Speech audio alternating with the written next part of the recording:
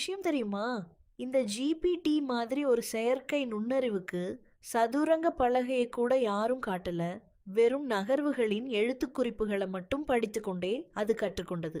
ஆனா நடந்ததுதான் ரொம்ப ஆச்சரியம்.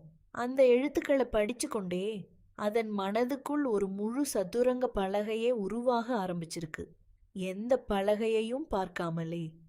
இதை கொஞ்சம் எளிமையாகச் சொன்னால், பிறந்ததிலிருந்து ஒரு வீட்டை பார்த்ததே இல்லாத ஒருவரிடம் அந்த வீட்டை பற்றி தினமும் வார்த்தைகளால் மட்டும் விவரிக்கிறார்கள் என்று வைத்துக் கொள்ளுங்கள்.